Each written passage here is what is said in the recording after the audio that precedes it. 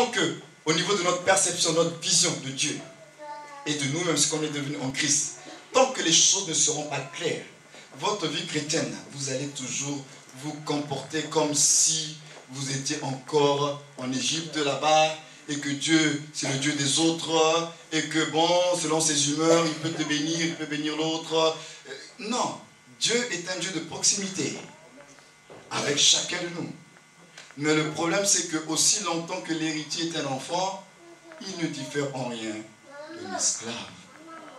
Mais je vous ai dit, la liberté, vivre librement, ça s'apprend.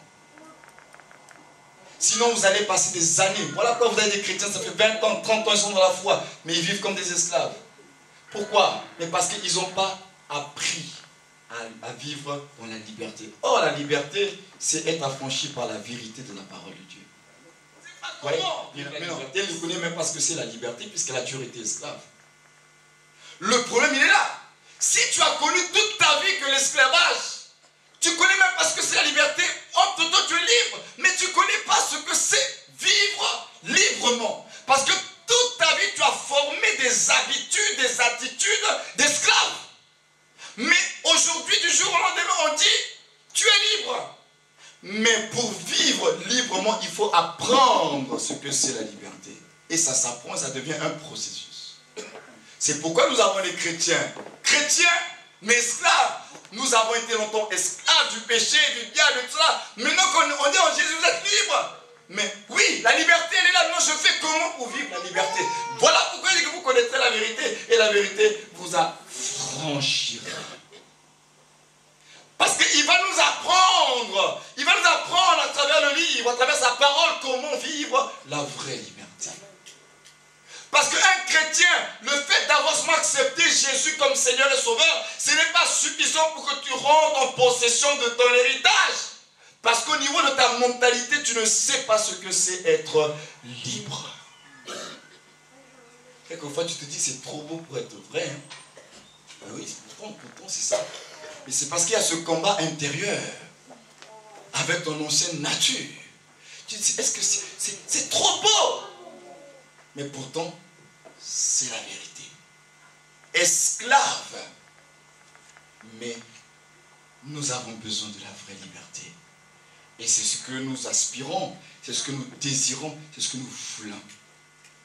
On a besoin d'apprendre comment être libre. J'ai acheté, je partage ça avec des frères, j'ai acheté un petit livre là, on appelle le Code Noir, parce que je voulais bien comprendre l'histoire de la colonisation, l'esclavage et tout ça. Le Code Noir, j'ai voulu comprendre cette histoire de... Parce que la Bible utilise quelquefois des expressions, c'est important d'aller faire des recherches aussi, parce que quand on est seulement terre à terre, c'est pas bon. Donc je me suis dit, j'ai envie de comprendre cette histoire de colonisation là, et avec ces esclaves. Parce que ces esclaves-là, ils sont nés esclaves. Ils grandissent esclaves, ils meurent esclaves. Demain, le décret, il tombe. On dit que voilà, on a abrogé l'esclavage, c'est terminé. Mais eux, toute leur vie, ils ne savent rien faire d'autre que ça, être au service des autres. Ils n'ont pas appris à réfléchir d'eux-mêmes, à penser. Parce qu'ils n'ont pas le droit, ils sont devenus comme des choses. Ils faisaient partie du patrimoine de leur maître. Ils étaient devenus des choses. Donc, ils n'avaient même plus leur humanité. Pourtant, ils sont humains, mais ils ont perdu leur humanité. Maintenant, vous dites que c'est terminé, maintenant vous êtes libre, tu peux faire ce que tu veux, tu peux avoir des projets, des ambitions.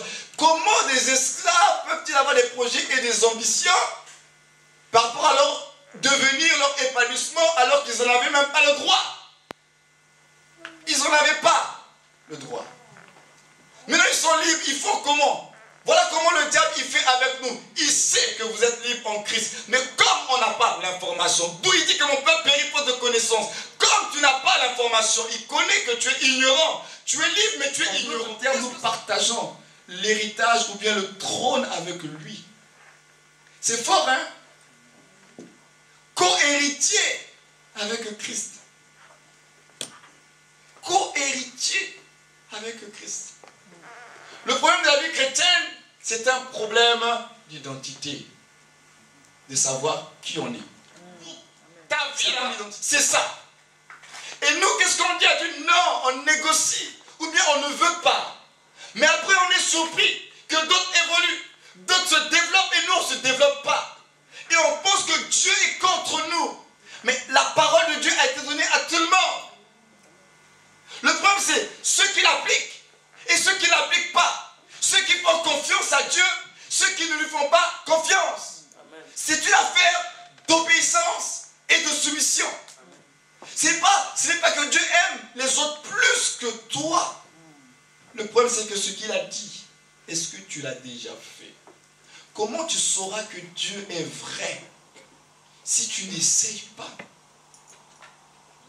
Et combien même d'hommes et d'esclaves, pour posséder, ce sont les fils qui possèdent.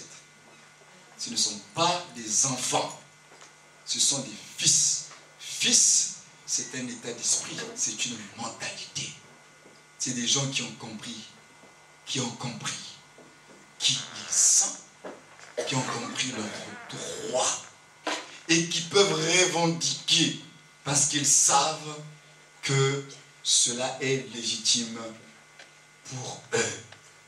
Mais si je doute de ma position, je ne suis pas trop sûr d'abord de mon propre salut, je ne suis pas trop sûr si je suis au fond de Dieu ou pas, à cause de tous ces doutes liés à ton identité, c'est normal que tu ne puisses pas oser. C'est normal que tu te dises que c'est peut-être pour les autres, mais ce n'est pas pour moi. Alors qu'en réalité, l'héritage